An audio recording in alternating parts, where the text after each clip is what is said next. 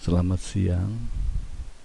Hari ini kita memasuki minggu ke-11 yang akan kita bahas tentang temperatur, panas, dan hukum termodinamika dalam bab 18.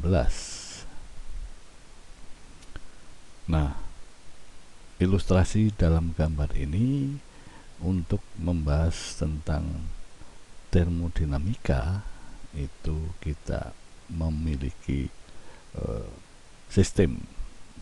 Ya, sistem itu sebetulnya ada 3. Jadi yang di sini kita ilustrasikan hanya 2.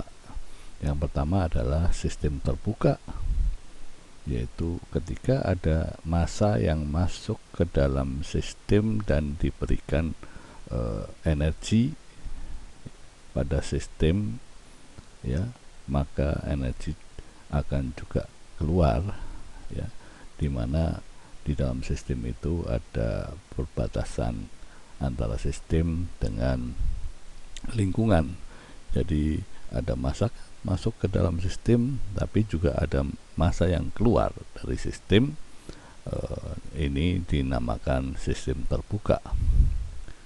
Nah, perbedaan sistem terbuka dengan satu sistem lagi adalah sistem tertutup, yaitu ketika tidak ada massa, ya, baik yang masuk maupun yang keluar, tetapi di sini ada energi yang masuk dan energi yang keluar dari sistem ke lingkungan. Jadi ada energi masuk ke sistem dan ada energi yang keluar dari sistem ke lingkungan. Jadi yang dinamakan ini adalah garis perbatasan antara sistem dengan lingkungan, ya. Jadi ini ilustrasi kita akan bahas dalam hukum termodinamika. Ada sistem fisika, yang satu lagi adalah sistem yang terisolasi, ya. Nanti kita lihat selanjutnya dalam pembahasan. Nah, dalam pendahuluan untuk topik bahasan bab 18 ini, yaitu tentang masalah termodinamika. Apa itu termodinamika? Adalah ilmu yang mempelajari tentang penerapan energi panas sistem, ya, yang sering disebut dengan energi internal. Nah, salah satu konsep sentral termodinamika adalah suhu. Nah, apa itu suhu?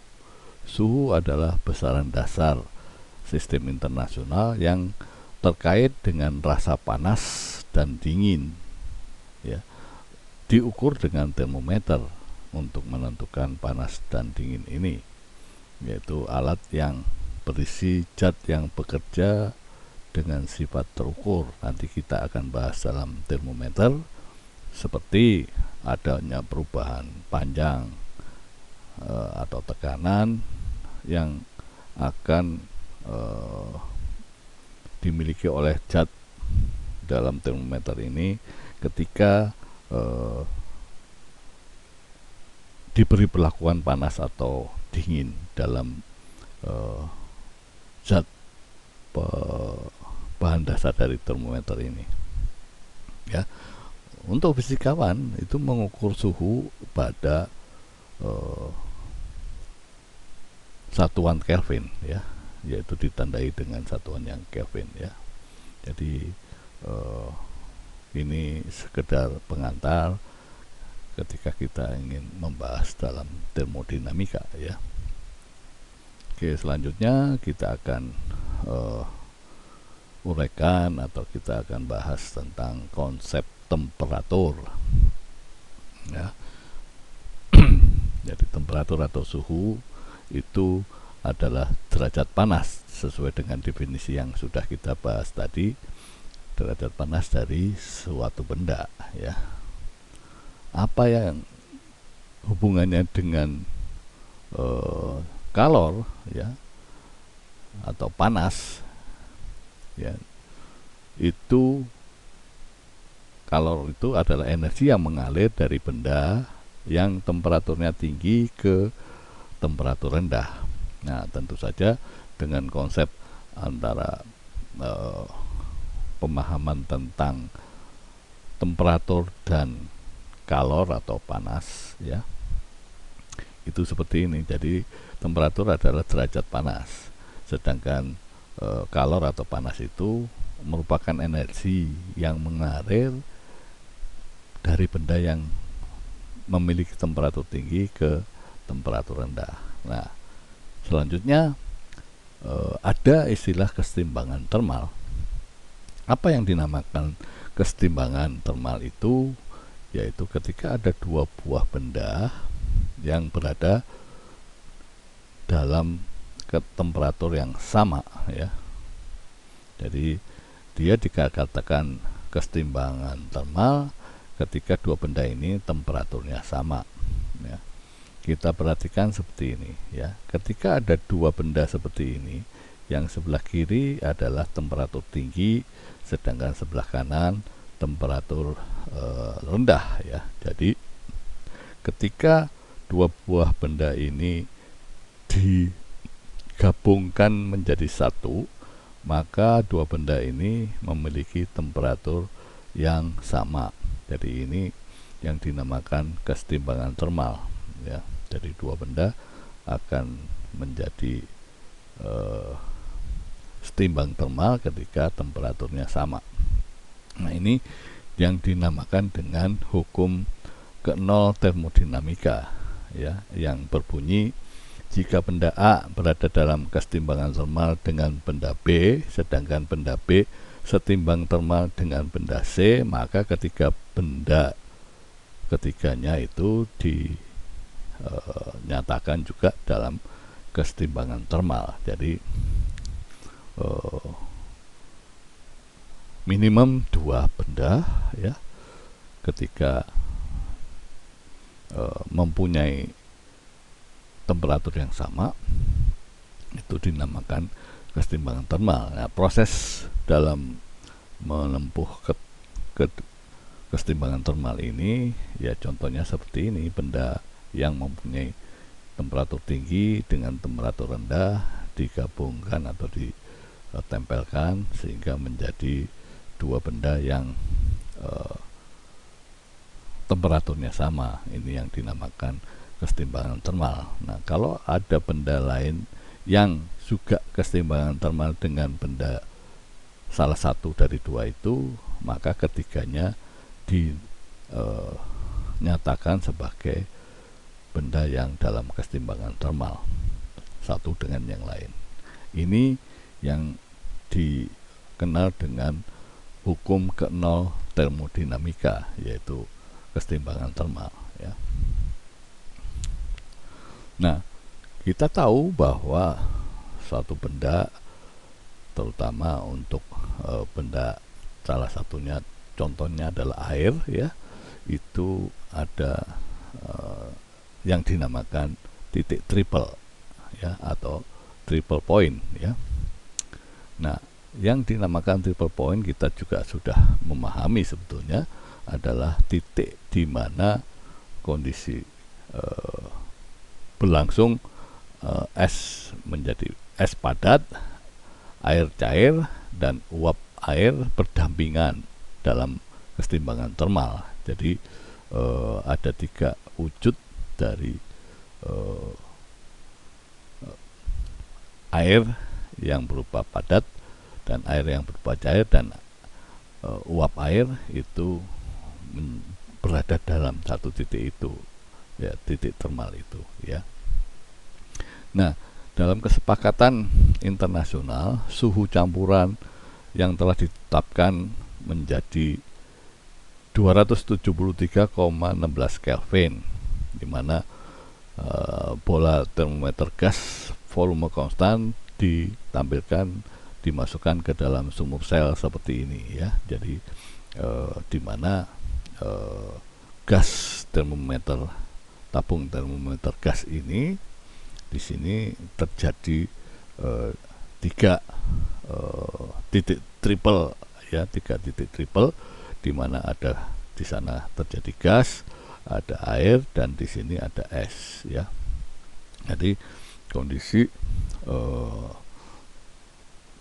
titik air ini dengan gas termometer, tabung gas termometer ini berada pada suhu 273,16 Kelvin ya.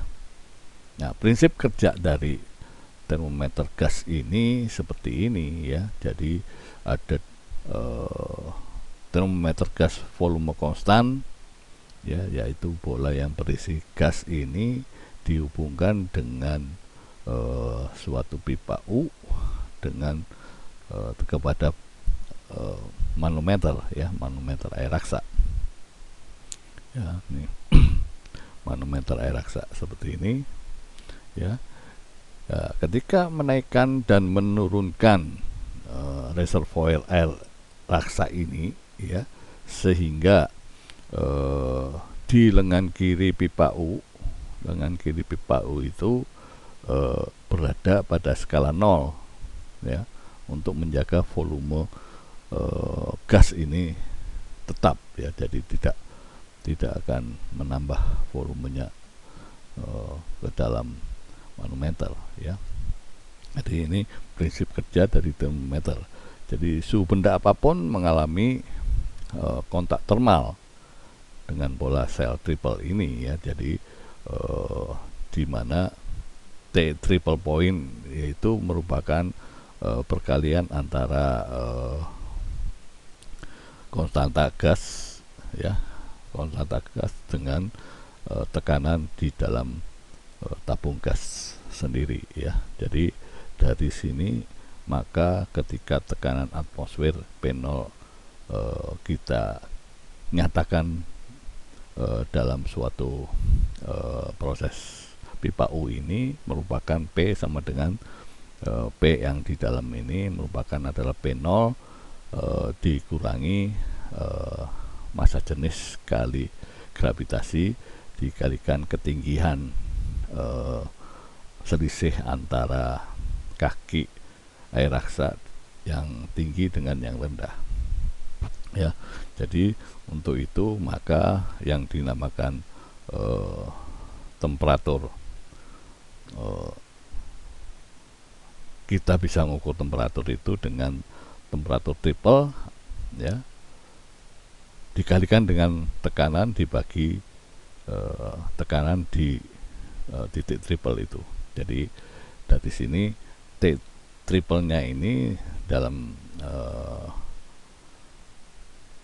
standar internasional yang sudah disetujui bersama adalah 273,16 Kelvin.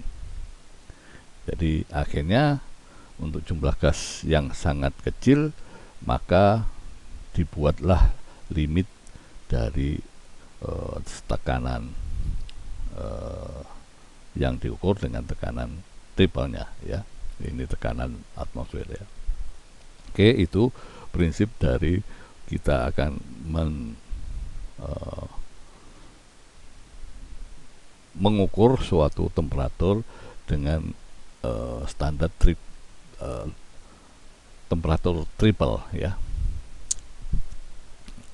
Ya, itu tadi temperatur triple ya.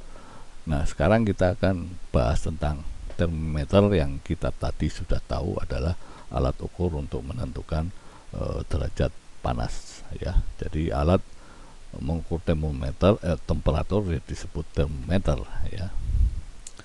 Nah, bahan yang digunakan untuk membuat termometer itu adalah bahan yang memiliki perubahan fisis ketika ada perubahan temperatur, baik itu lebih panas atau lebih dingin ya. Apa itu yang disebut perubahan fisis? Yang tadi bisa dinyatakan perubahan tekanan maupun panjang, perubahan panjang atau perubahan volume ya.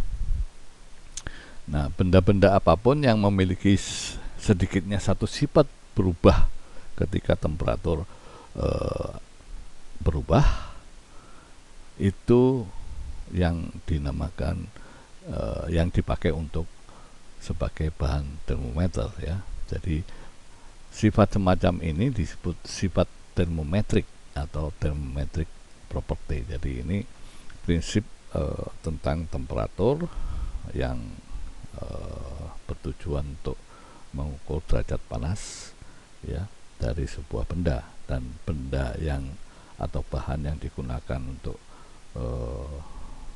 bahan dasar sebagai termometer adalah yang memiliki sifat termometrik, yaitu ketika benda itu mendapatkan perubahan suatu temperatur, itu dia akan mengalami perubahan sifat dari bahan tersebut, yaitu bertambah panjang atau bertambah volume ya. Ini yang berkaitan dengan termometer, dan kita tahu, sudah kita pelajari bersama dari mulai sejak SMP, SMA, dan sekarang kita masih juga menggunakan alat ukur termometer ini untuk menentukan derajat panas. Nah, ada beberapa termometer yang standar sampai saat ini digunakan, yaitu ada termometer Celsius, ada termometer Fahrenheit dengan termometer Reaumur, dan termometer gas dengan volume konstan ya. Ini apa yang dipakai sebagai standar penggunaan pembuatan termometer ya, yaitu semuanya sama, yaitu dimana dia ditentukan adanya titik didih, titik beku ya, dan titik nol absolut kalau kita berpatokan di Kelvin ya.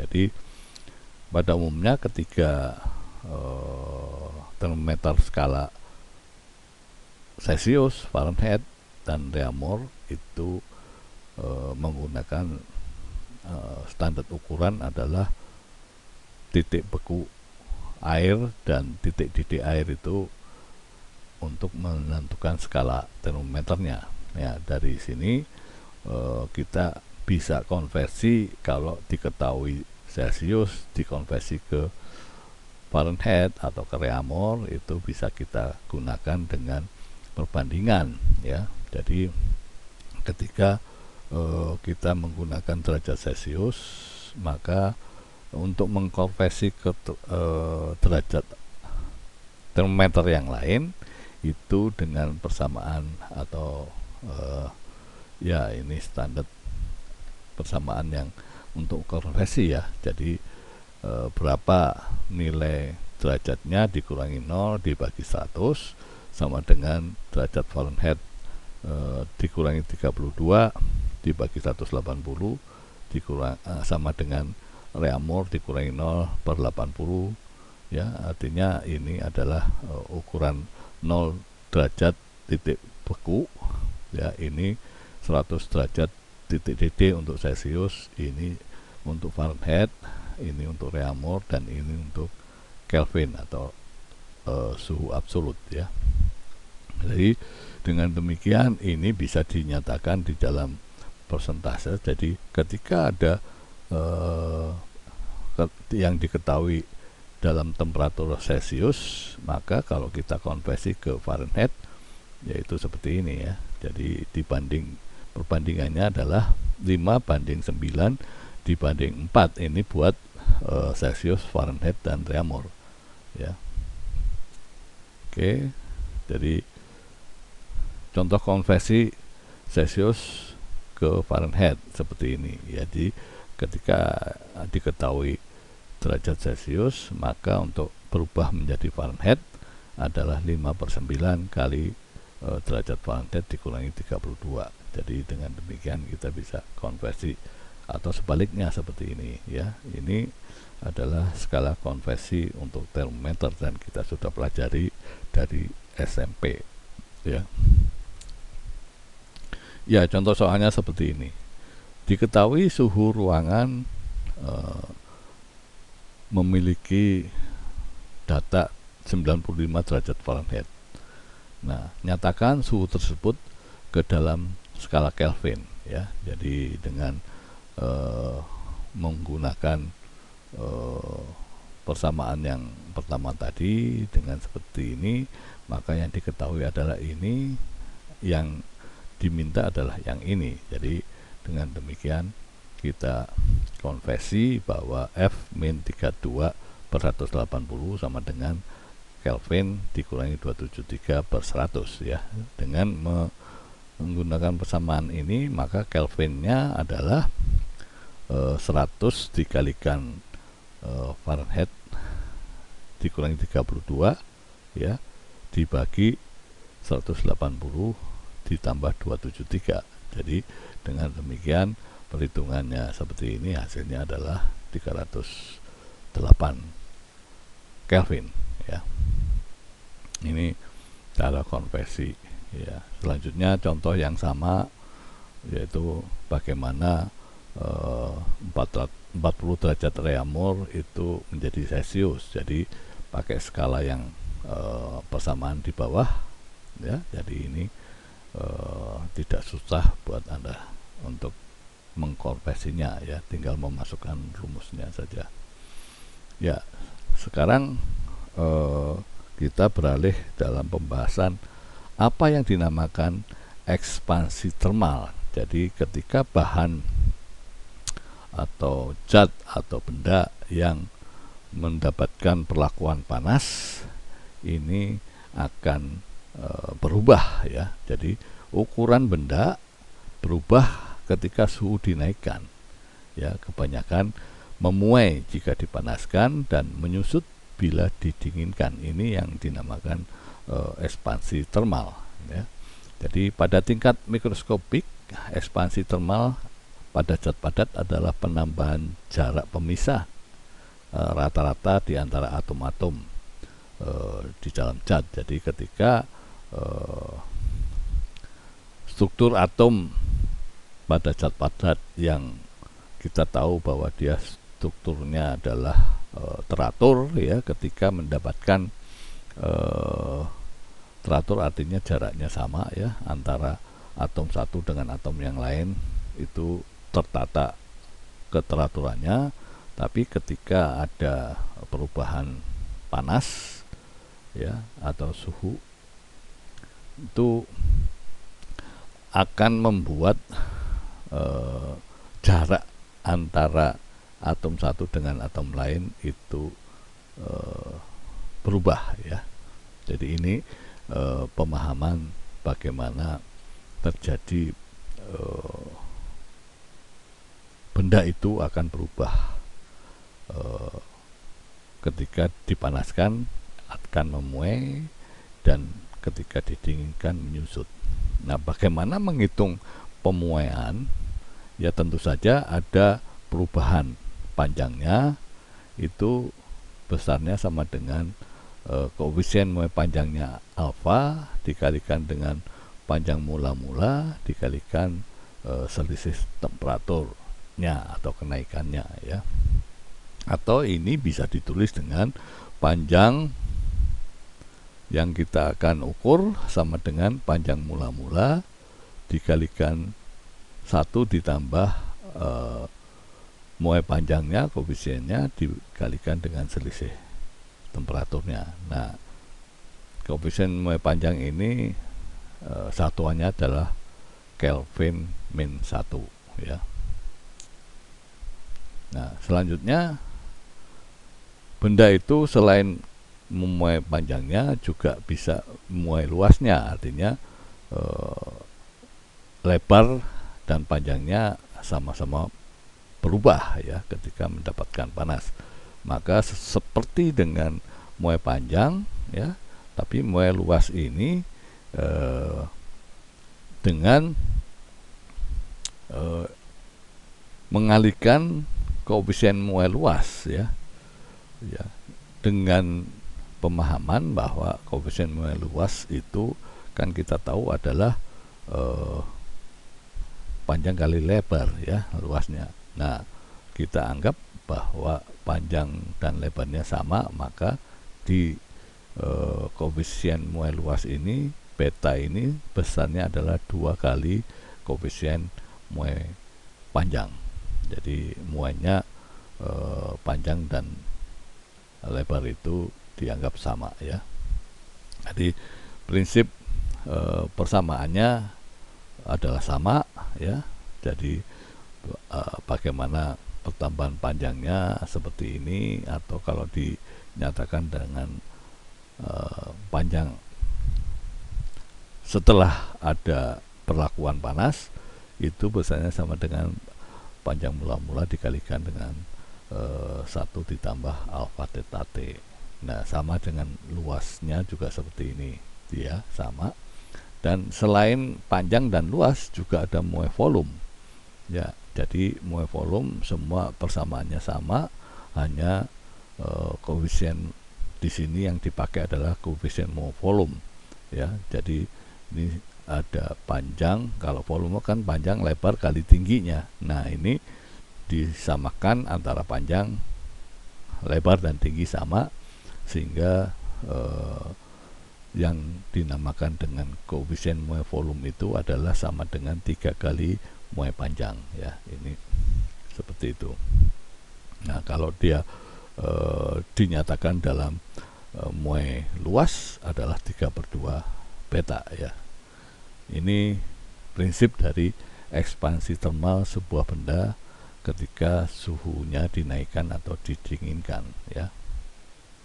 Nah, sifat-sifat ekspansi termal ini yaitu tergantung dari koefisien muai panjang, koefisien muai luas, dan koefisien muai volume. Tapi kalau Anda perhatikan, yang diberi kita patokan adalah koefisien muai panjang ya. Dari sini ada tabel bahwa bahan-bahan seperti ini mempunyai koefisien muai panjang yang sudah diteliti sebagai berikut. Jadi aluminium itu mempunyai nilai 24 kali 10 pangkat minus 6 per Kelvin ya. Ini data-data bahan yang sudah diteliti dan menghasilkan koefisien muai panjangnya seperti ini. Nah, untuk mencari volume koefisien muai luas atau volume itu tinggal dikalikan. Kalau luas 2 kali alfa, kalau volume 3 kali volume. 3 kalinya koefisien muai panjang ya. Contoh soalnya seperti ini. Ketika batang baja suhunya dinaikkan 100 derajat, yang tadinya 1 meter ternyata bertambah panjang 1 mili ya. Berapakah pertambahan panjang batang baja yang memiliki panjang 20 cm jika suhunya dinaikkan 50 derajat ya. Jadi yang diketahui tadi, ketika panjang baja 1 meter dipanaskan 100, maka dia mempunyai pertambahan panjang 1 mili. Nah, dari sini apa yang kita bayangkan, kita bisa menghitung koefisien muai panjang dari baja ya. Jadi pertambahan panjang itu berarti L itu merupakan delta L itu merupakan 0, atau 1 mili itu sama dengan 0,01 meter ya. Itu kita mendapatkan koefisien muai panjangnya. Nah, setelah kita mendapatkan koefisien muai panjang standar baja, maka kita bisa menghitung ketika panjang bajanya sekian dengan kenaikan suhu sekian, kita gunakan rumus yang sama tapi menggunakan koefisien muai panjang yang sudah kita hitung dari yang diketahui awal ya. Jadi seperti itu prinsip kerjanya ya. Jadi karena bahannya baja L1 dengan L2, alfa 1 sama dengan alfa 2. Oke. Jadi seperti itu kita bisa mendapatkan pertambahan panjang ketika panjangnya berbeda dengan perubahan suhu yang berbeda ya. Oke. Ya, contoh yang lain ya ini dalam hal bola, maka dia perubahan volume ya, sehingga kita memasukkan persamaan dalam persamaan volume ya. Oke. Yang kelima ini ya sama halnya dengan perubahan volume ya. Ya seperti ini, maka karena tapi ini di sini dinyatakan dalam tembaga dan air ya. Jadi sebuah bejana tembaga dengan volume sekian, jadi diisi dengan air yang dipanaskan ya. Jadi ini ada wadah yang untuk mengisi air ya. Oke, ini cara menghitungnya seperti ini ya. Oke, ya sama dengan ilustrasi di awal tadi, kita akan bahas tentang sistem yang kita tahu hingga saat ini ada 3 macam ya. Yang tadi di dalam ilustrasi hanya 2, yaitu terbuka dan tertutup. Nah ini ada satu lagi, yaitu sistem yang terisolasi ya. Jadi sistem terbuka kita sudah tahu tadi bahwa ada massa yang masuk dan ada yang massa keluar ya ke lingkungan. Misalnya itu adalah lautan atau tumbuh-tumbuhan ya. Ini massanya bisa masuk dan keluar ke lingkungan ya, dari lingkungan masuk ke sistem ya. Nah, yang kedua yang dalam ilustrasi tadi adalah sistem tertutup. Tapi ya artinya tidak ada massa yang masuk ke dalam sistem, tapi di sana ada kalor yang masuk dan ada yang kalor yang keluar ya. Artinya ada pertukaran energi, tapi tidak terjadi pertukaran massa ke dalam ke lingkungan, dari sistem ke lingkungan. Ini contohnya adalah greenhouse ya. Greenhouse itu ada pertukaran kalor tapi tidak ada pertukaran massa ya. Nah, sistem yang ketiga adalah sistem terisolasi ya. Jadi sistem terisolasi itu tidak ada pertukaran massa dan tidak ada pertukaran energi ke lingkungan ya. Anda contohnya adalah tabung gas LPG misalnya, atau yang lain, atau tabung gas oksigen ya, yang ada itu berarti sistemnya itu tidak ada massa yang keluar dan tidak ada energi yang keluar dari sistem ke lingkungan ya. Ini yang akan ada di dalam pembahasan persoalan termodinamika. Kita sudah memahami ada 3 sistem ini ya. Oke. Nah, apa yang dinamakan kalor ya, yaitu di sana pada umumnya dinyatakan energi dalam. Untuk dalam sistem dalam pembahasan termodinamika ada dinamakan energi dalam ya. Energi dalam itu artinya semua energi sistem ya yang berhubungan dengan komponen mikroskopik atom dan molekul pembentuk dari sistemnya. Jadi energi yang dipunyai oleh sistem, di dalam sistem itu dinamakan energi dalam ya. Nah, kalor itu biasanya emang ditransferkan ke dalam sistem ya, termasuk salah satu kalor itu adalah bentuk energi ya. Jadi dari kalor ini akan bisa ditransfer ke sistem dan lingkungan ya yang mengelilinginya ya. Dengan demikian tentunya ada perbedaan temperatur ya, karena tadi kita sudah tahu bahwa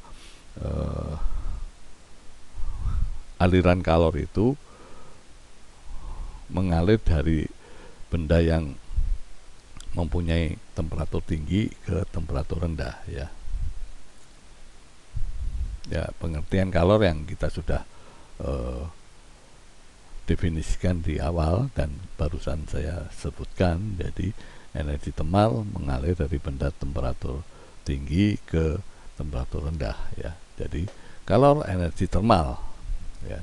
Jadi ingat bahwa kalor adalah energi thermal yang mengalir dari suatu benda ke benda lain, ya, karena adanya perbedaan temperatur, tapi mengalirnya itu dari yang tinggi ke yang rendah. Nah, apa yang dipakai sebagai satuan kalor adalah joule, ya. Kita sudah bahas di mekanika juga sama, ya, bahwa kalor itu adalah joule. Nah, satuan kalor untuk panas, kalori itu adalah bisa kalori, bisa dalam bentuk satuan Inggris dengan nama British Thermal Unit atau BTU, ya. 1 kalori itu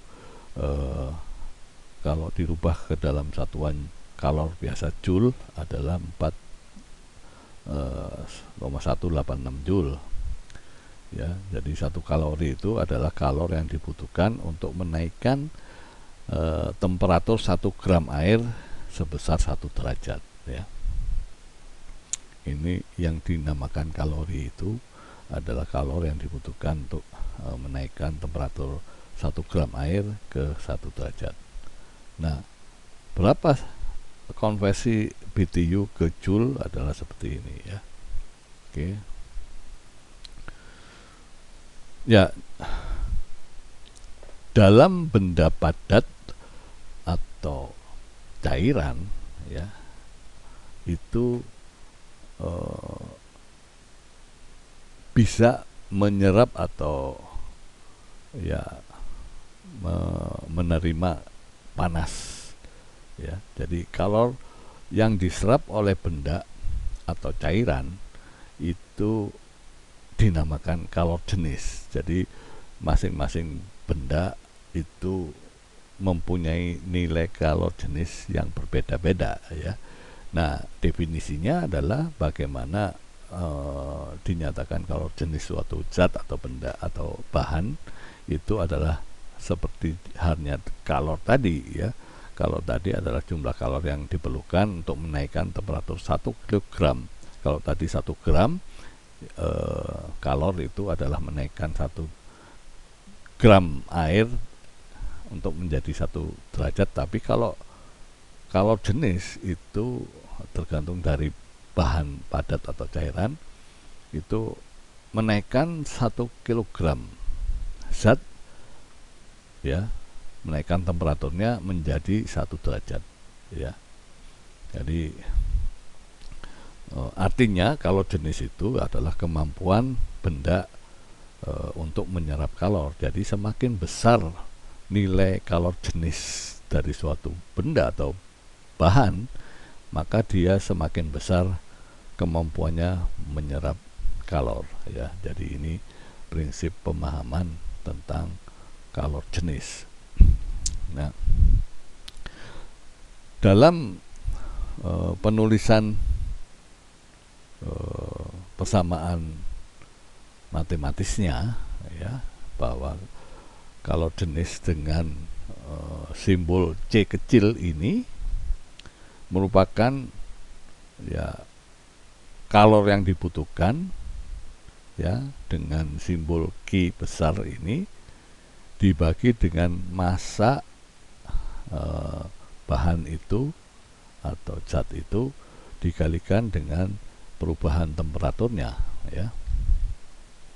Jadi kalau jenis simbol C kecil ini itu dinyatakan dalam persamaan matematis merupakan kalor dibagi massa dikalikan dengan selisih temperaturnya.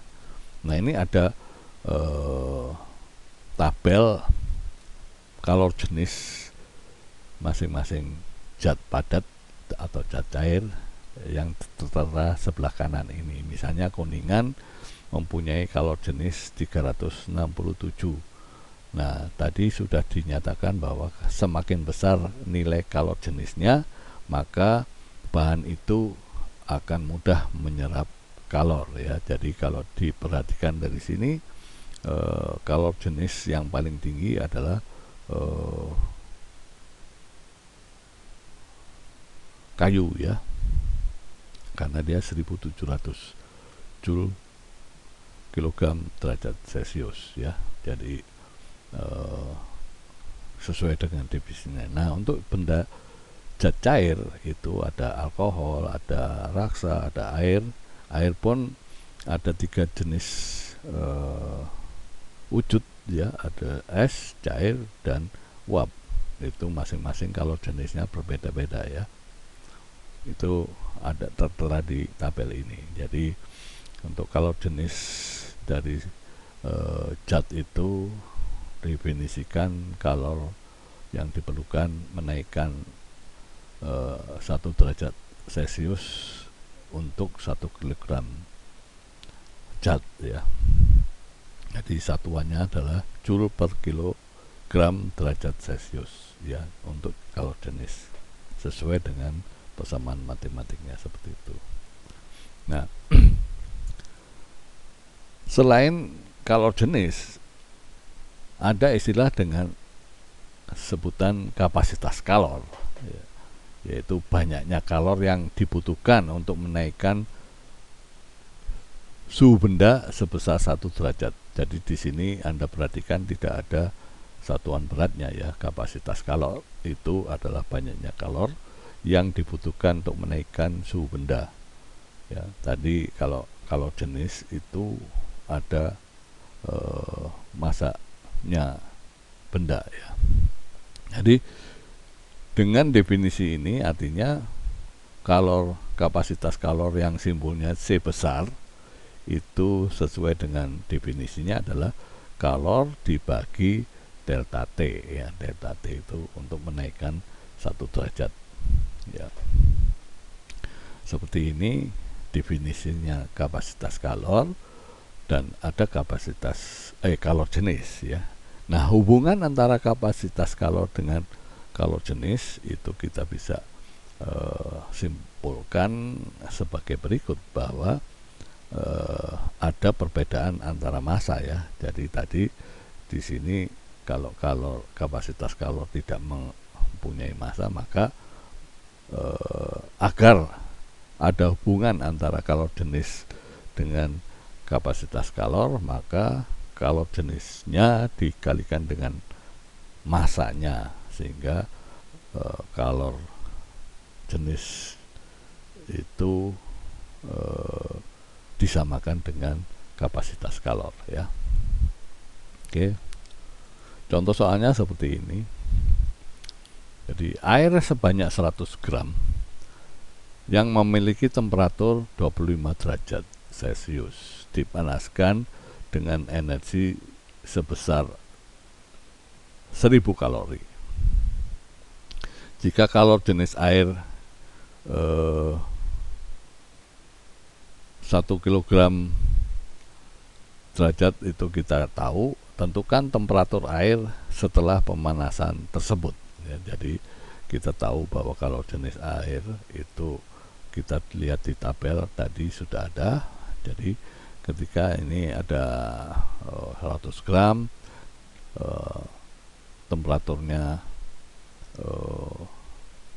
diketahui 25 derajat Celcius, dipanaskan dengan energi kalorinya itu adalah 1000 kalori. Artinya ini adalah Q, ini adalah W, ini adalah T ya. Maka tentukan temperatur air setelah pemanasan. Pemanasan artinya kalor dinaikkan 1000 kalori ya. Jadi ini adalah kita rangkum dari apa yang diketahui ya.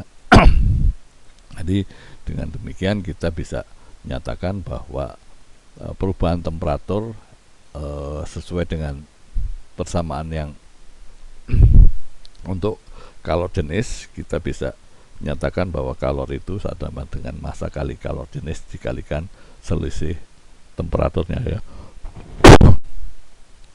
Jadi dengan demikian kita bisa mendapatkan selisih temperaturnya ya. Jadi selisih temperatur adalah 10 derajat Celcius ya.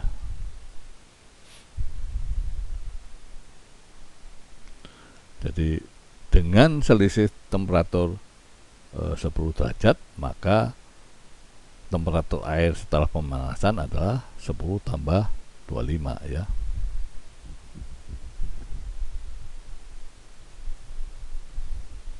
Oke, ini contoh yang kedua, hal yang sama. Anda harus membuat apa yang diketahui seperti ini ya, diketahui. Maka untuk tekanan tetap, artinya kita harus menggunakan kapasitas kalor dengan tekanan tetap. Nanti kita akan bahas ya. Ini belum masuk, tapi sudah ada contoh soalnya ya. Oke. Selanjutnya kita ada hukum atau asas Black ya. Asas Black ini yang meneliti tentang adanya kesamaan kalor yang dilepas itu harus sama dengan kalor yang diterima oleh suatu benda. Jadi kalor yang merupakan energi dipindahkan dari benda yang memiliki temperatur tinggi ke temperatur yang rendah ya. Ini kan prinsip aliran kalor tadi seperti itu. Jadi ini menyatakan bahwa ada hubungan antara perpindahan energi ya dalam kalor ini. Jadi ketika benda yang memiliki temperatur tinggi akan melepas kalor ya, melepas energi sebesar Q ya, dan akan diterima oleh benda yang memiliki temperatur lebih rendah sebesar yang sama ya. Jadi dengan pemahaman Black ini memberikan asas bahwa jika kedua benda yang berbeda suhu dicampurkan, ini tadi kan kita lihat dalam kesetimbangan kalor ya, di hukum ke-0 termodinamika ya. Ya terisolasi dengan baik tentu saja ya, tidak ada kalor yang hilang ya. Jadi prinsip asas Black ini harus sistemnya terisolasi ya, bukan sistem terbuka atau sistem tertutup ya, harus terisolasi. Dengan syarat seperti ini, maka jumlah kalor yang dilepas itu oleh benda yang lebih panas diterima dengan jumlah kalor yang sama oleh benda yang lebih rendah ya. Jadi matematik pada asas Black ini adalah kalor yang dilepas sama dengan kalor yang diterima, atau Q lepas sama dengan Q diterima. Nah, kita tahu kalor itu hubungannya dengan kalor jenis seperti ini ya. Jadi dengan demikian maka kita peroleh ada temperatur campuran atau temperatur yang yang akhir ya, artinya temperatur yang sudah sesuai dengan kesetaraan atau hukum ke-0 termodinamika tadi. Itu adalah temperatur yang setara ya, atau sama, atau suhu campuran atau TC ini ya. Jadi dengan prinsip kalor lepas sama dengan kalor diterima, itu selisih delta T1 itu adalah T1 dikurangi temperatur akhir ya, karena di sini temperatur 1 lebih besar dari temperatur 2, maka dia harus dikurangi dengan temperatur akhir. Sedangkan selisih delta T2 ini adalah temperatur akhir dikurangi temperatur 2 ya. Jadi ini sebagai persamaan asas Black ya, dengan prinsip kalor lepas sama dengan kalor yang diterima. Nah, contoh soalnya seperti ini ya, ketika air setengah kilo suhunya 100 derajat Celcius dituangkan ke dalam bejana aluminium dengan massa sekian, jika suhu awal bejana adalah 25 derajat Celcius dan diketahui kalor jenis aluminium adalah sekian dan kalor jenis air sekian, maka tentukan suhu kesetimbangan. Nah, ini kesetaraan atau kesetimbangan ya, tadi yang di awal kita nyatakan hukum ke-0 termo ya, yang tercapai, artinya T akhir ya, TC nya. Anggap tidak ada kalor yang mengalir ke lingkungan, artinya di sini adalah terisolasi ya. Oke, dengan prinsip asas Black bahwa kalor dilepas sama dengan kalor yang diterima, maka kita bisa menghitung temperatur akhir atau temperatur kesetimbangan ya. Oke.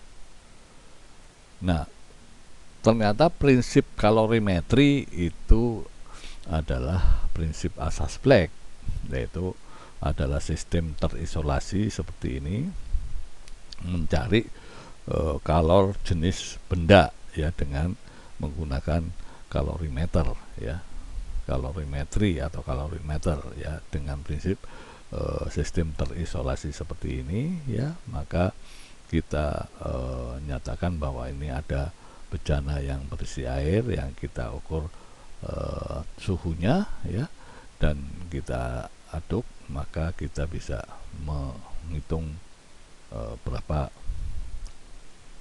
kalor jenis dari air. Itu prinsipnya menggunakan asas Black ya. Ya, ini ada dua bahan ya, dari bahan air dan bahan yang digunakan sebagai kalorimeter ya. Jadi seperti itu prinsip mencari kalor jenis suatu benda ya. Nah, tadi ada kalor jenis, itu adalah bagaimana ketika benda itu mendapatkan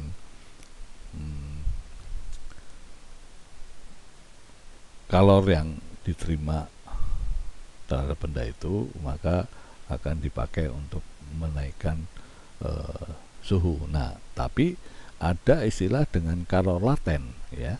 Dari wujud benda yang kita tahu adalah ada padat, ada cair, dan ada gas. Nah, kalor laten ini adalah kalor yang dibutuhkan untuk merubah wujud tapi tidak menaikkan energinya ya. Jadi atau tidak menggunakan kenaikan atau menurunkan temperaturnya. Jadi ketika benda berubah wujud diperlukan untuk dilepaskan sejumlah kalor ya. Jadi kalornya itu dilepas tapi tidak untuk menaikkan atau menurunkan temperatur, tapi merubah wujud dari padat menjadi cair atau cair menjadi gas atau sebaliknya ya. Ini yang dinamakan kalor laten ya. Jadi kalor laten itu ketika ada perubahan wujud saja digunakan perhitungannya. Jadi kalor laten untuk mengubah wujud suatu benda persatuan masanya. Jadi dengan simbol L ini adalah kalor per masanya atau kalor sama dengan massa kali kalor laten ya. Jadi prinsip kalor laten itu adalah kalor yang dibutuhkan untuk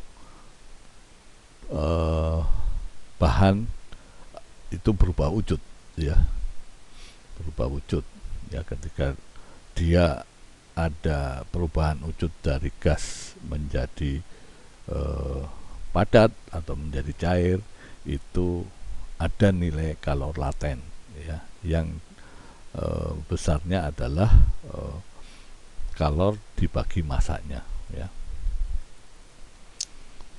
Nah, mengapa kalor laten itu tidak menaikkan temperatur ketika zat itu melebur atau menguap, ya. Nah, prinsip pemahamannya itu didasarkan teori kinetik gas itu, yaitu ketika melebur atau menguap, maka kecepatan getar molekul akan bernilai maksimum. Ini pemahaman dari teori kinetik gas, ya. Nah, kalor yang diserap tidak menambah kecepatannya, tapi digunakan melawan gaya ikat dari gaya ikat antar molekul, ya. Jadi kita tahu kalau dia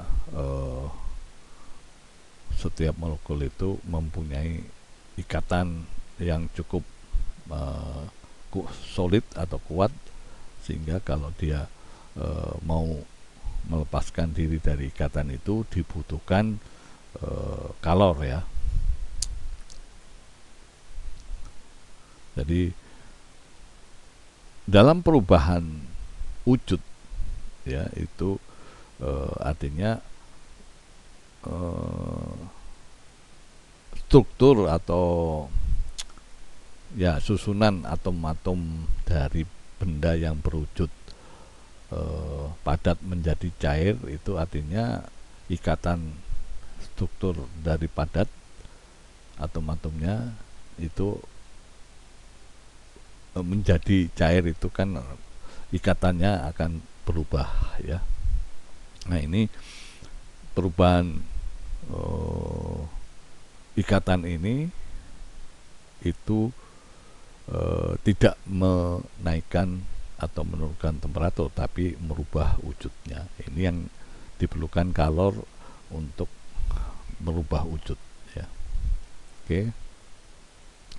Nah, kalor yang diperlukan untuk mengubah 1 kg zat padat menjadi cair dinamakan kalor lebur, ya. Kalau kalor yang dipakai untuk merubah wujud cair menjadi uap dinamakan kalor penguapan. Jadi ada kalor laten, itu ada kalor lebur, ada kalor penguapan, ada kalor untuk berubah padat, kalor sublim, ya. Tapi yang kita pakai adalah kalor lebur dan penguapan. Nah, dalam tabel ini ada beberapa nilai kalor laten pada zat oksigen, nitrogen, etil, dan segala macam ini. Pada titik leburnya sekian, maka kalor leburnya adalah dalam bentuk kilokalori per kilogram, harganya sekian. Kalau dalam bentuk joule sekian, ya. Kalau dia kalor penguapannya, ya, itu adalah kalor yang dibutuhkan untuk merubah dari gas menjadi uap, itu seperti ini, ya. Tapi masing-masing zat ini mempunyai titik didih yang berlain-lainan, ya. Oke, ini kita bisa melihat nilai kalor laten dalam istilah kalor lebur dan kalor penguapan, ya. Nah, contoh soalnya nanti kita bisa lihat, ya. Nah, sekarang kerja dan kalor merupakan ya, kerja itu merupakan hasil perkalian gaya dengan perpindahan, ya. Kita tahu dalam pembahasan mekanika sebelumnya adalah seperti ini. W atau U itu sama dengan gaya dikalikan perpindahannya. Nah, ini yang istilah kerja secara umum, ya. Jadi ini kita sudah akan masuk ke dalam hukum termodinamik, ya. Jadi ketika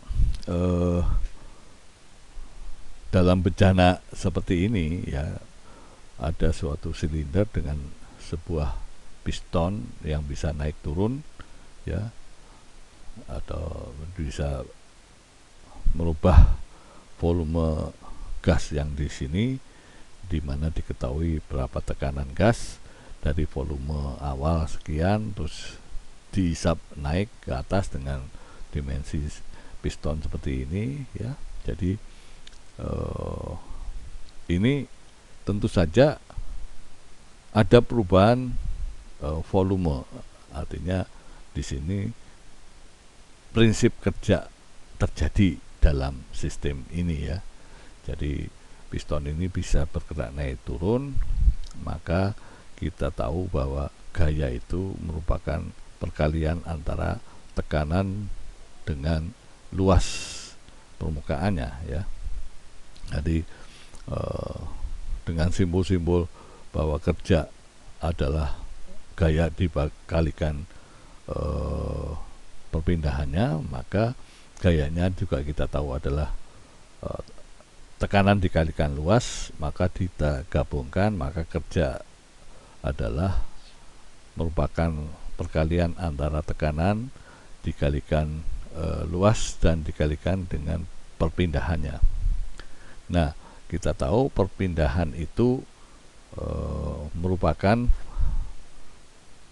selisih volume dibagi dengan luasnya ya. Jadi kita tahu satuan perpindahan adalah X, maka kita tahu kalau volume adalah meter kubik dibagi meter kuadrat, maka X-nya satuannya adalah meter ya. Jadi ini prinsipnya seperti itu. Maka kerja di dalam sistem merubah suatu tekanan dengan perubahan volume seperti ini ya, maka kita nyatakan bahwa kerja itu adalah tekanan dikalikan dengan selisih volumenya. Nah, apa yang dimaksud dengan selisih volume atau perubahan volume itu adalah volume akhir dikurangi volume awal ya. Ini yang dinamakan kerja, nanti memerlukan kalor.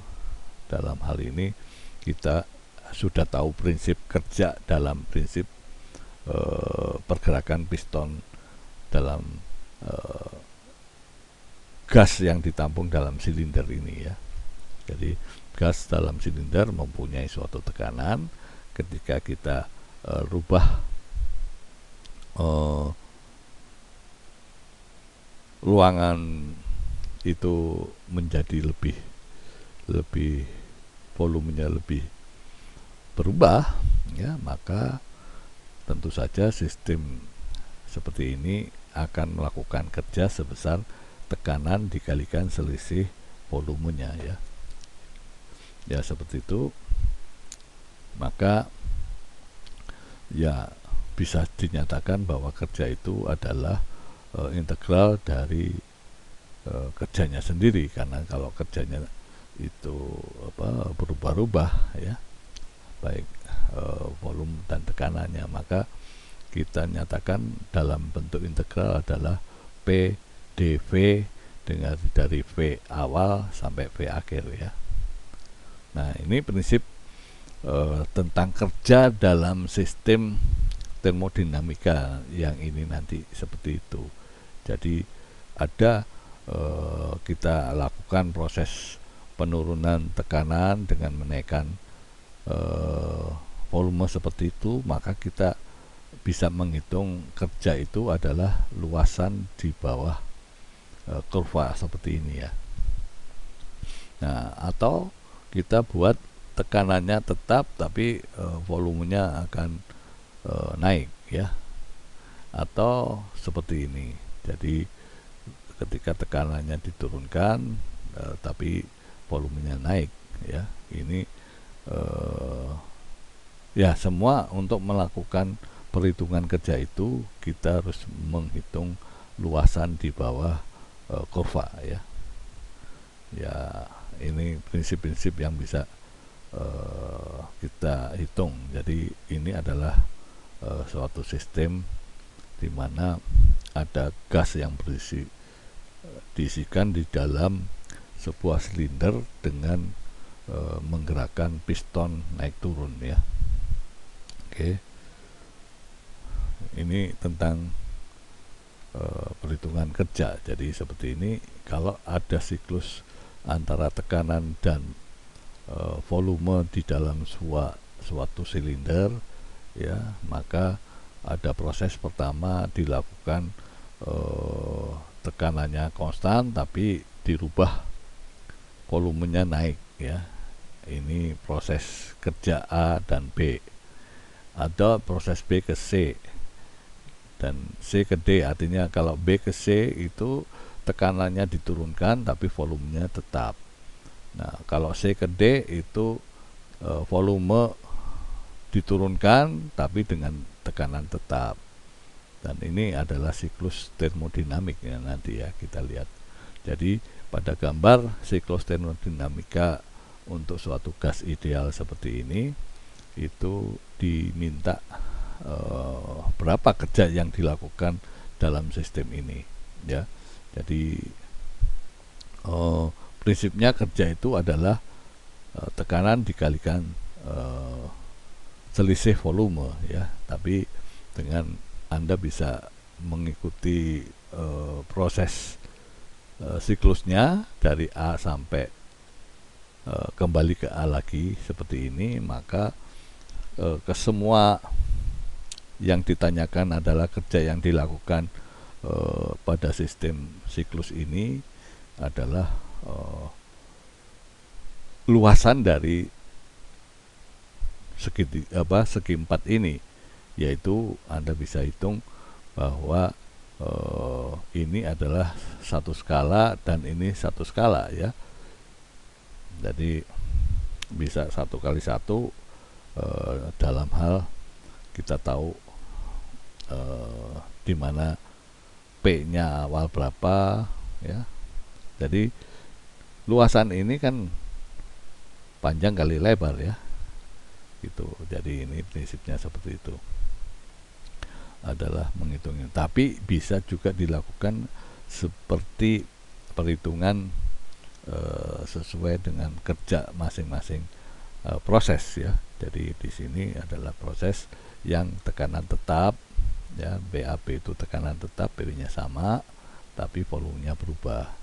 Nah, kalau B ke C ini ya, karena volumenya tetap maka volumenya 0, maka kerjanya 0 gitu ya. Nah, ini kalau ini Anda jumlahkan semuanya jadi hasilnya sama ya. Oke. Nah, ternyata setiap proses dari sistem itu bisa dilakukan dengan proses isobar. Isobar itu artinya kita menggunakan prinsip tekanannya tidak berubah ya, atau proses isotermal, bagaimana temperaturnya dijaga tidak berubah. Nah, ada namanya proses isokorik, artinya kita jaga volumenya tidak berubah. Nah, yang terakhir proses dalam gas di ruang tertutup tadi dilakukan dengan tidak ada kalor yang berubah, artinya dinamakan adiabatik ya. Jadi prinsipnya kerja yang dilakukan sama dengan yang sudah kita bahas, adalah tekanan dikalikan dengan selisih volumenya ya, dengan menyatakan bahwa proses tekanan tetap itu yang dinamakan isobarik ya. Kita nyatakan bahwa grafiknya adalah ini ya. Jadi proses isobarik itu adalah tekanan 1 dengan tekanan 2 tidak berubah ya. Yang berubah adalah volumenya ya. Karena dalam sistem itu kita bisa lihat bahwa arahnya bagaimana hanya mencari perubahan tekanan dan volume, tapi di sini bagaimana menjaga supaya tidak ada perubahan suhu ya. Jadi yang dinamakan isotermal itu sesuai dengan rumus gas ideal, itu P itu adalah banyaknya molekul dikalikan suhu konstanta molekul R ini dengan suhu mutlaknya ya. P-nya itu nRT ya, dari untuk gas ideal itu P itu bisa dinyatakan dengan nRT ya. Nah, karena P-nya itu konstan ya, dari sini adalah banyaknya molekul, dan ini konstanta, dan ini T, ini yang berubah adalah volumenya, maka perlu diintegralkan antara dV per V ya. Ya, kita seperti ini. Maka ternyata proses untuk menjaga supaya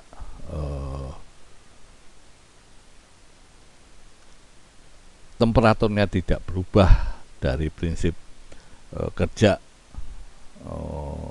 gas dalam ruang tertutup ini, itu grafiknya dari persamaan ini itu merupakan kurva ln V ya. Ini adalah proses ketika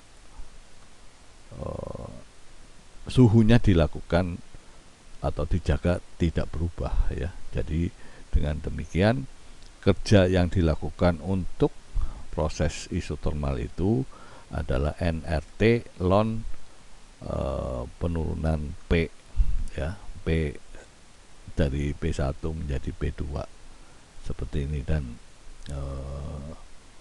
V-nya akan naik tapi tekanannya akan turun ya.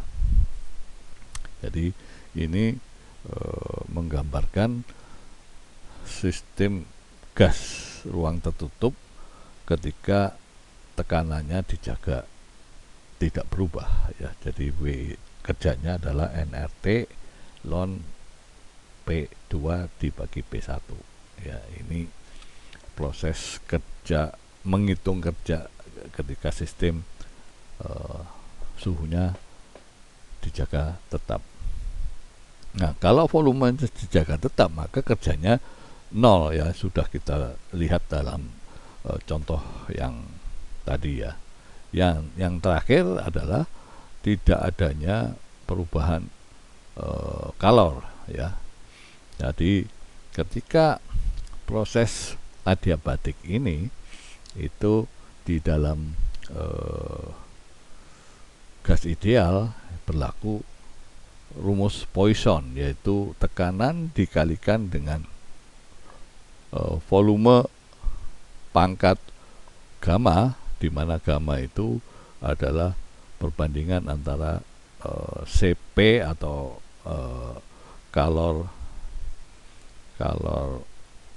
yang dibutuhkan untuk menaikkan temperatur 1 derajat, tapi dijaga dengan tekanan tetap dibagi CV-nya, yaitu dengan volume tetap ya. Ini nanti sebetulnya ya tadi sudah ada di contoh soal, tapi kita belum bahas ya tentang CP dan CV. Nah, ini tentang gamma. Jadi nilai untuk adiabatik itu antara tekanan dengan volume berpangkat gamma, yang gammanya adalah Cp per CV, itu nilainya tetap. Artinya P1 kali V1 pangkat gamma sama dengan P2 V2 pangkat gamma ya. Dengan demikian kita bisa memasukkan persamaan kerjanya itu adalah seperti ini. Jadi kerja untuk proses yang tidak ada kalor yang hilang, yaitu tidak ada yang masuk atau yang keluar, atau delta Q-nya 0, itu sama dengan minus delta U ya, atau 3/2 nRT1 dikurangi T2. Ini kerja untuk adiabatik, kita langsung bisa gunakan persamaan seperti ini ya, 3/2 N dikalikan R dikalikan dengan selisih temperatur. Oke, contoh soalnya seperti ini, mengalami siklus grafik PV berikut ya. Jadi kalau Anda perhatikan di sini ada suhu yang dengan temperatur tetap ya. Jadi tentukan kerja neto gas dalam satu siklus ya. Siklusnya seperti ini, dari A ke B terus ke C kembali ke A ya.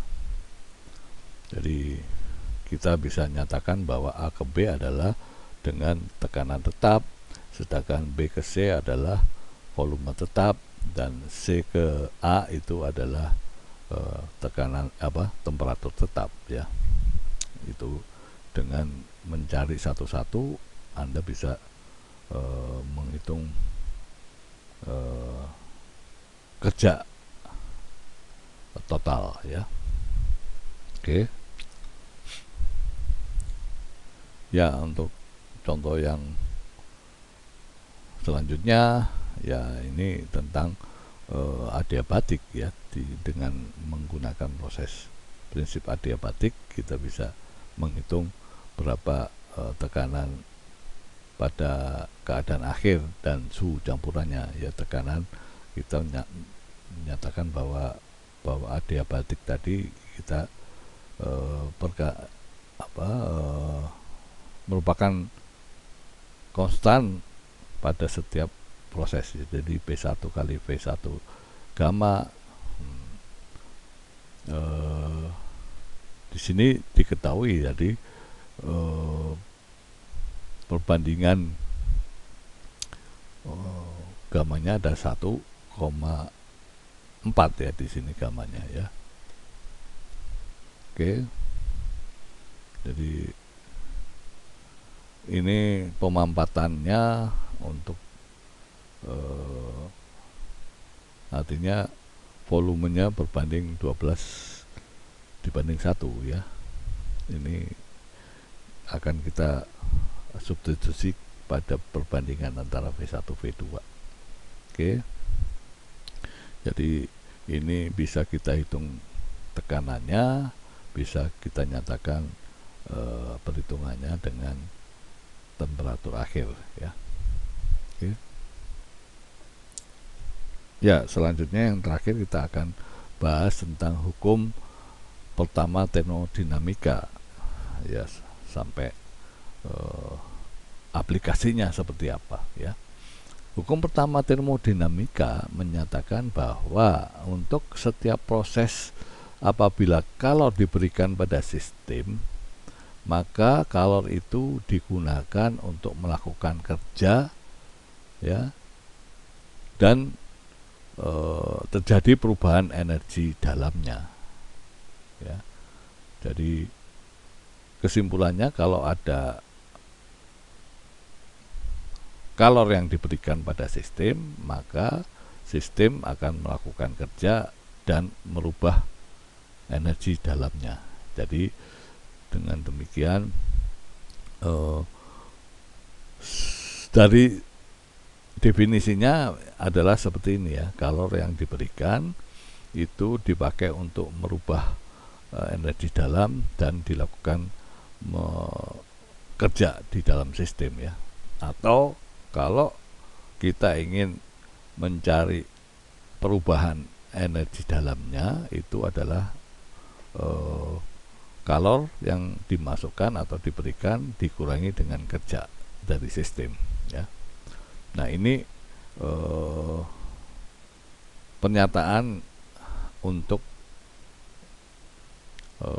hukum pertama termodinamika, yaitu suatu kalor ketika diberikan ke sistem, maka sistem melakukan kerja yaitu W, dan dibuat untuk merubah energi dalam atau U ya, delta U-nya.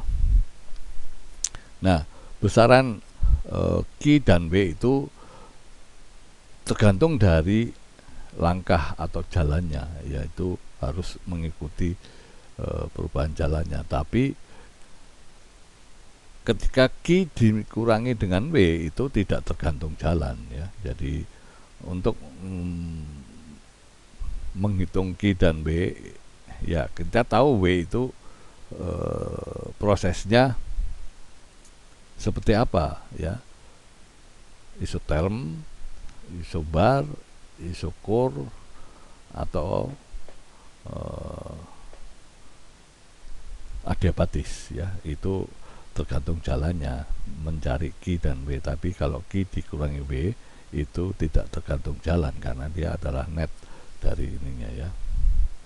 Nah, Q dan W itu tergantung dari sifat yang dimiliki oleh zatnya sendiri, yaitu disebut energi dalam, yaitu sifat dari bahan. Jadi dia mempunyai energi yang sifatnya sudah dimiliki dari awal oleh bahan tersebut yang dinamakan U ya, intrinsik atau energi dalam ya. Jadi dengan demikian energi dalam itu akan berubahnya dari awal dikurangi final, akhir dikurangi dengan awal kalau dia kita nyatakan di dalam perubahan energi dalamnya ya. Jadi perubahan energi dalam itu merupakan pengurangan dari kalor yang diberikan dikurangi dengan kerja. Ini adalah hukum termodinamika ya. Nah, apa yang dinamakan dengan tergantung jalan ya, kita tahu bahwa ini mula-mula, ini akhir ya. Kita bisa melalui jalan pertama atau jalan yang kedua atau jalan ketiga atau jalan keempat, itu hasilnya akan lain ya. Jadi besarnya kalor dan kerja itu tergantung dari jalan yang dilakukan dalam setiap proses ya. Tapi awal dan akhirnya menuju titik yang sama, tapi bisa dilakukan dengan cara yang berlain-lainan. Itu yang dimaksud dengan tergantung jalan ya. Oke. Nah, ini yang tadi sudah kita lihat bahwa ini adalah sistem di mana boundary atau batas antara sistem dan lingkungan itu digambarkan dalam seperti lingkaran ini ya. Lingkungan adalah yang di luar lingkaran ya. Nah, ketika sistem itu mendapatkan kerja, mendapatkan kalor dari lingkungan, maka sistem akan menggunakan kalor ini menjadi suatu kerja ya. Nah, sedangkan kalau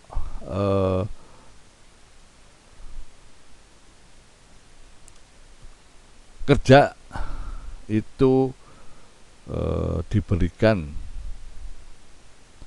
oleh sistem ya, yang istilahnya di sini ada W negatif ya. W negatif itu adalah kerja yang dilakukan oleh lingkungan ke dalam sistem ya. Jadi ini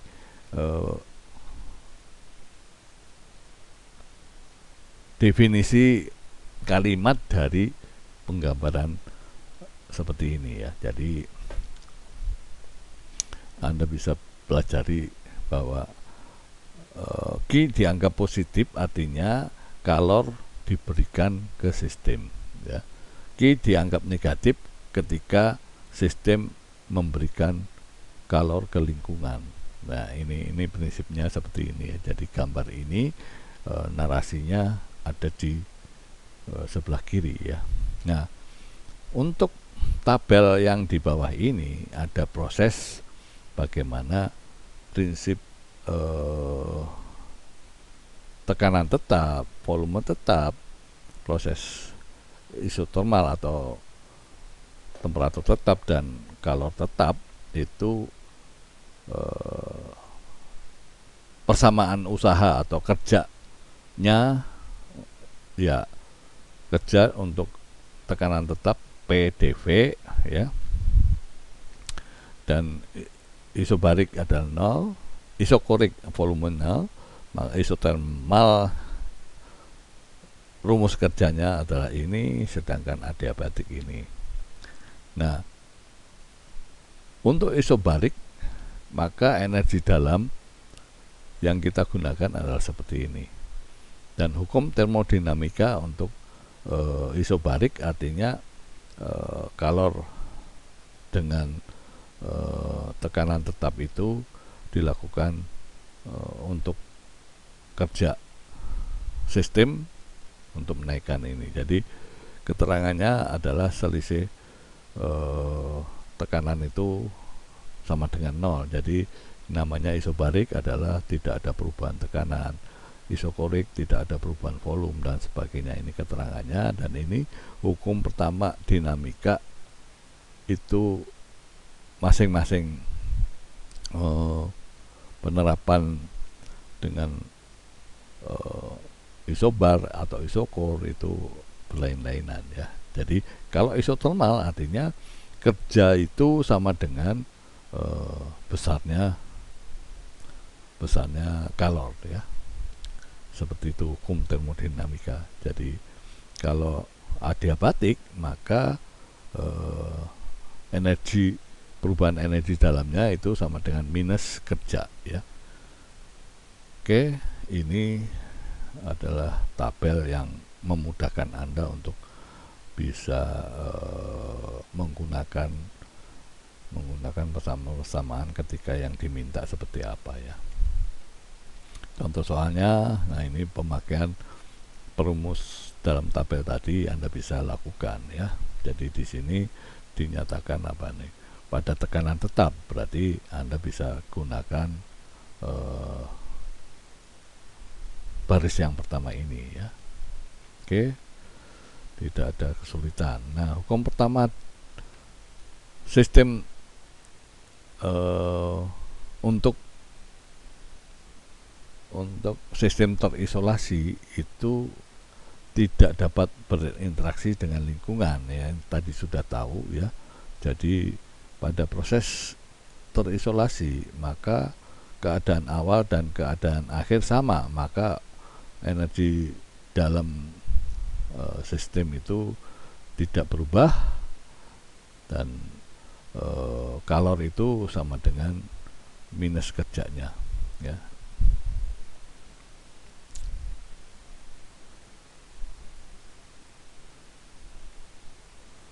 Jadi ini untuk yang sistem terisolasi ya. Aplikasi dari hukum termodinamika pertama yaitu ketika ada prinsip Boyle, yaitu dia menggunakan proses isotermal, yaitu hasil kali dari tekanan dan volume suatu gas pada suhu tetap itu dinyatakan untuk Boyle itu adalah P1 kali V1 sama dengan P2 kali V2, atau perkalian antara P dan V itu sama dengan kosan. Ini yang dinyatakan dalam hukum Boyle, yaitu ketika Boyle itu menggunakan sistem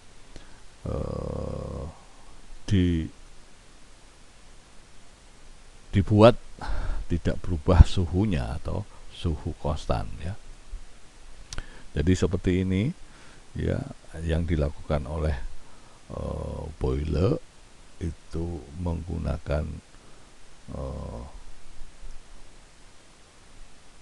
prinsip tidak berubah suhunya dari proses pertama dan kedua ini itu adalah konstan ya. Jadi ini hukum Boyle menyatakan seperti itu ya. Nah, hukum yang lain adalah hukum Gay-Lussac. Nah, Gay-Lussac itu menyatakan melakukan percobaan dengan tekanan konstan ya, atau tekanan tetap. Maka perbandingan antara volume dengan suhu mutlaknya itu tidak berubah ya. Artinya Gay-Lussac itu menyatakan bahwa hubungan antara V dan T itu menghasilkan tekanan yang konstan ya, yaitu prinsipnya adalah V dibagi dengan T itu setiap proses itu konstan ya. Jadi ada menyatakan bahwa V1 dibagi V2 itu sama dengan P1. Nah, nilai P-nya itu sama ya. Jadi ada 3 aplikasi. Yang pertama Boyle, yaitu dengan isotermal. Jadi P1 V1 sama dengan P2 V2. Nah, kalau Gay-Lussac itu perbandingan antara V dan T itu konstan ya. Kalau ini P dan V. Nah, yang terakhir adalah penggunaan hukum Charles yang melakukan dengan volume konstan, yaitu antara grafik P dan T itu pada volume tetap itu konstan ya, seperti ini. Jadi penggunaan aplikasi hukum termodinamika mengikuti prinsip hukum Boyle, yaitu proses isotermal, menyatakan bahwa perkalian P dan V itu konstan. Sedangkan Gay-Lussac itu dengan prinsip isobar, artinya tekanan tetap, maka perbandingan V dan T ya. Jadi ingat, untuk termodinamika itu ada grafik PVT ya.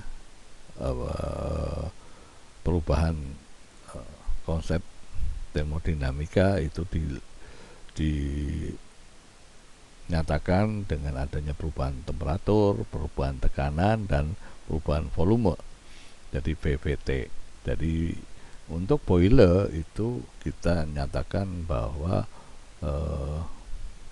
dengan isotermal itu perbandingan P dan V, perkalian P dan V adalah konstan.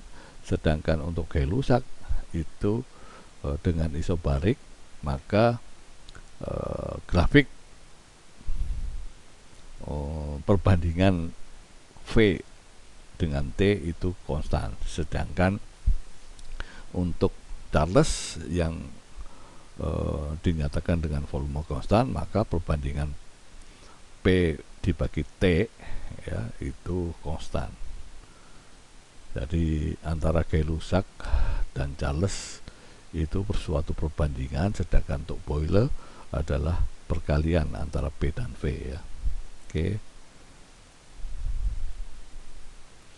Ya, contoh soalnya seperti ini ya. Ada seorang ingin menerapkan hukum Boyle untuk menentukan tekanan udara luar dengan menggunakan peralatan seperti ini ya. Ya, karena menggunakan hukum Boyle, maka perkalian P dan V itu konstan ya. Oke. Ya. Selanjutnya ternyata energi dipindahkan itu ada mekanismenya ya. Jadi kalau dia dinamakan mekanisme konduksi, artinya perpindahan kalor itu akibat dari perbedaan temperatur yang diikuti perpindahan masanya, ya. Jadi Anda perhatikan dalam mekanisme transfer itu dengan istilah konduksi, artinya kalor yang dipindahkan itu akibat perbedaan temperatur yang diikuti perpindahan masanya. Yang tidak diikuti, ya, yang tidak diikuti. Kalau diikuti itu konveksi, ya. Jadi konduksi artinya Anda menerapkan prinsip hukum termodinamika ke nol tadi, jadi adalah perpindahan kalor tapi masanya tidak berpindah, ya, tapi masing-masing tetap antara benda A dan benda B, itu dinamakan konduksi, ya. Sedangkan konveksi itu disertai dengan perpindahan partikel-partikelnya. Contohnya kalau kita merebus air, ya, maka ada perpindahan kalor tapi massa oksigen berpindah ke atas, ya. Jadi yang radiasi itu perpindahan energi melalui gelombang elektromagnetik. Jadi ada 3 sistem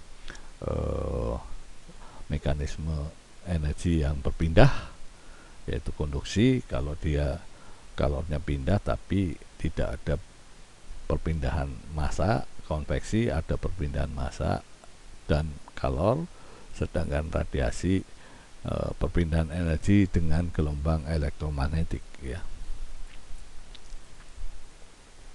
Nah, prinsip perhitungan untuk perpindahan secara konduksi, ya, maka seperti ini. Ketika ada panas yang diberikan pada sebelah kiri suatu permukaan tabung ini, ya, yang kita tahu bahwa dia mempunyai panjang L, ya, dengan luas permukaan A, ya. Perbedaan antara T yang lebih tinggi ini, maka kalornya mengalir ke samping. Maka perpindahan kalor, ya, secara konduksi ini, ya, itu diistilahkan dengan simbol H, ya. Itu merupakan perkalian antara koefisien konduksi termal dikalikan dengan luas permukaan dikalikan dengan selisih temperatur dibagi dengan panjangnya. Jadi ini kalau kita menghitung berapa kalor yang mengalir dari sistem yang seperti ini, kita menggunakan persamaan ini, ya. Oke.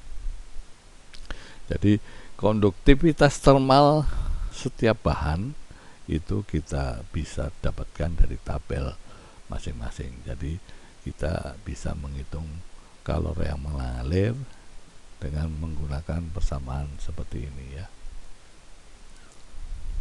Contoh soalnya seperti ini, ada suatu suhu permukaan dalam dan luar sebuah kaca jendela memiliki panjang 2 meter dan lebar 1,5 meter, ya, berturut-turut yang di luar 27 derajat Celcius dan yang di dalam 26 derajat Celcius. Jika tebal kacanya adalah 3,2 mm dan konduktivitas termal kaca sebesar 0,8 watt per meter derajat Celcius, maka tentukan laju alir kalor yang lewat jendela tersebut, ya. Jadi sesuai dengan rumusnya tadi adalah H merupakan dikalikan antara konstanta konduktivitas termal tadi dikalikan luasnya dibagi dengan tebal dikalikan dengan selisih temperaturnya, maka seperti ini kita bisa dapatkan, ya. Oke. Nah, untuk konveksi yang kita tahu bahwa ada perubahan antara kalor yang dilakukan dengan masanya mengikuti perpindahannya ya. Jadi di sini diketahui bahwa ada permukaan dan ada aliran dari yang suhu tinggi ke suhu rendah ya, seperti ini ya. Maka besarnya kalor yang dikonveksikan adalah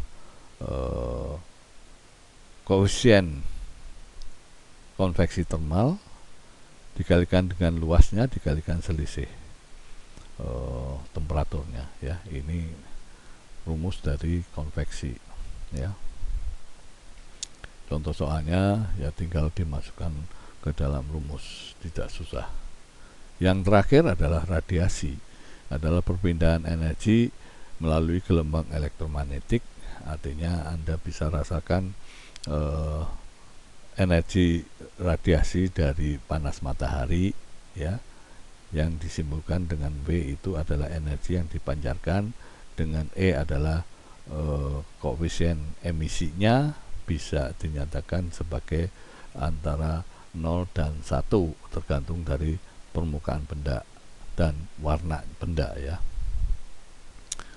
Jadi untuk benda hitam E nya adalah 1, untuk benda putih E nya sama dengan 0. Jadi energi yang dipindahkan melalui pancaran radiasi itu adalah konstanta emisi dikalikan dengan tau atau konstanta Stephen Boltzmann yang nilainya adalah 5,672 kali 10 pangkat minus 8 watt per meter persegi Kelvin pangkat 4 ya. Karena dipangkatkan 4 ini kala temperatur pangkat 4 ya. Jadi